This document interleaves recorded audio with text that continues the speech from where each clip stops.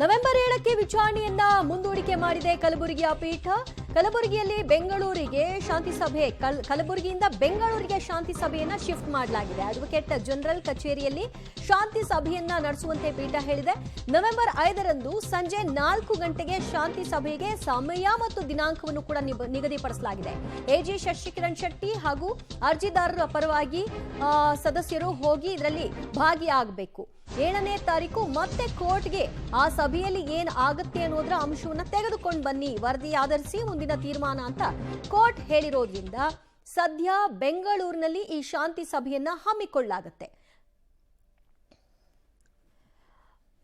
Okay, ನಮ್ಮ ಜೊತೆಗೆ ಕಲಬುರಗಿ ಪ್ರತಿನಿಧಿ ಪ್ರವೀಣ್ ರೆಡ್ಡಿ ಮತ್ತು ಬೆಂಗಳೂರು ಪ್ರತಿನಿಧಿ ಮುರಳೀಧರ್ ಇಬ್ರು ಕೂಡ ಲೈವ್ ನಲ್ಲಿದ್ದಾರೆ. ಮಾತನಾಡಿಸೋಣ. ಮುರಳಿ, ಕೋರ್ಟ್ನಲ್ಲಿ ಏನೆಲ್ಲ ಬೆಳವಣಿಗೆಗಳಾಯ್ತು, ಯಾಕೆ ಮುಂದೂಡಿಕೆ ಆಯ್ತು, ಮುಂದೂಡಿಕೆಗೆ ಮತ್ತು ಮತ್ತೊಂದು ದಿನಾಂಕಕ್ಕೆ ನಿಗದಿಪಡಿಸಿರೋದ್ರ ಕಾರಣಗಳೇನು?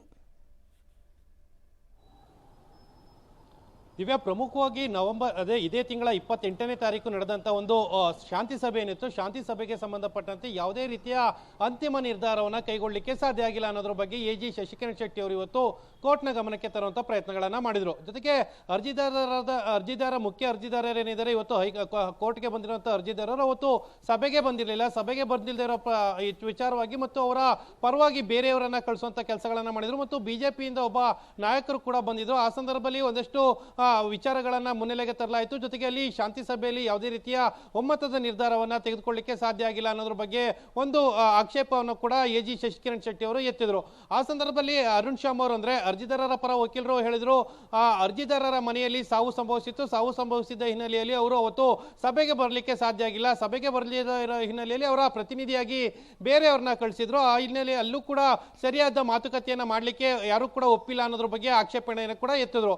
ಎರಡೂ ಕಡೆ ವಾದ ಪ್ರತಿವಾದವನ್ನು ಆಲಿಸಿದಂತ ನ್ಯಾಯಾಲಯ ಒಂದು ಸಲಹೆಯನ್ನ ಕೊಡ್ತು. ಮತ್ತೆ ಏನಾದ್ರೂ ಶಾಂತಿ ಸಭೆ ಮಾಡ್ಲಿಕ್ಕೆ ನಿಮ್ಗೆ ಅವಕಾಶಗಳಿದೆಯಾ, ಶಾಂತಿ ಸಭೆಗೆ ಅರ್ಜಿದಾರರು ಹಾಜರಾಗ್ತಾರೆ ಅಂದ್ರೆ ಕೋರ್ಟ್ ನಲ್ಲಿ ಇದ್ದಂತ ಅರ್ಜಿದಾರರೇನಿದ್ರು ಅವರನ್ನೇ ಕೇಳಿದ್ರು. ಕದಲೂರು ಅಂತ ಹೇಳಿ ಅವರು ಅರ್ಜಿದಾರರು ಅವರನ್ನೇ ನ್ಯಾಯಾಧೀಶರು ಕೇಳಿದ್ರು, ನೀವು ಮತ್ತೆ ಶಾಂತಿ ಸಭೆಗೆ ಹಾಜರಾಗ್ಲಿಕ್ಕೆ ಒಪ್ತೀರಾ ಅಂತ ಹೇಳಿ ಕೇಳಿದಾಗ ಹೌದು, ನಾವು ಏನು ಶಾಂತಿ ಸಭೆ ಏನ್ ಮಾಡ್ತಾರೆ, ಶಾಂತಿ ಸಭೆಗೆ ನಾವು ಹಾಜರಾಗ್ತೀವಿ, ಯಾವುದೇ ರೀತಿಯ ಆಕ್ಷೇಪಗಳು ಕೂಡ ಇಲ್ಲ. ಆ ಕಳೆದ ಬಾರಿ ಆದಂತ ಘಟನೆಗಳಿಂದ ನಾವು ಕೂಡ ಕ್ಷಮೆಯನ್ನು ಯಾಚಿಸ್ತೀವಿ ಅಂತೇಳಿ ಕೂಡ ಹೇಳ್ಕೊಂಡ್ರು.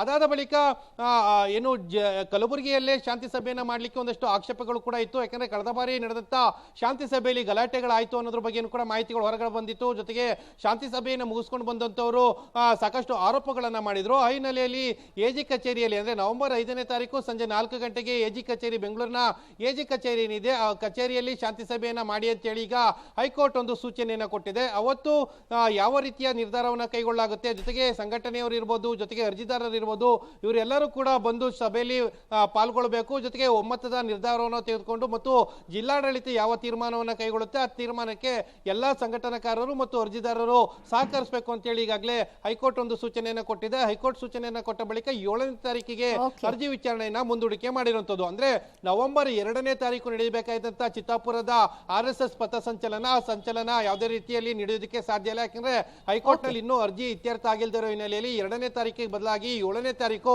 ಯಾವ ತೀರ್ಮಾನ ಆಗುತ್ತೆ ಅದರ ಮೇಲೆ ದಿನಾಂಕವನ್ನ ನಿರ್ಧಾರವನ್ನ ಮಾಡ್ತಾ ಇರುವಂತದ್ದು. ದಿವ್ಯಾ, ನವೆಂಬರ್ 7ಕ್ಕೆ ಮತ್ತೆ 5ನೇ ತಾರೀಕು ನಡೆಯುವಂತಹ ಶಾಂತಿ ಸಭೆಯಲ್ಲಿ ಏನಾಗುತ್ತೆ ಅನ್ನೋದರ ಅಂತಿಮ ವರದಿಯನ್ನ ಕೋರ್ಟ್ನ ಮುಂದಿಡಬೇಕಾಗತ್ತೆ. ಆ ನಂತರದಲ್ಲಿ ಕೋರ್ಟ್ ಒಂದು ತೀರ್ಮಾನಕ್ಕೆ ಬರುತ್ತೆ. ಬಟ್ ಇನ್ನೊಂದು ಅವಕಾಶವನ್ನ ಅರ್ಜಿದಾರರಿಗೆ ಕೊಟ್ಟಿರೋದ್ರಿಂದ ಮತ್ತೊಂದು ಸುತ್ತಿನ ಶಾಂತಿ ಸಭೆ ನಡೆಸುತ್ತೆ.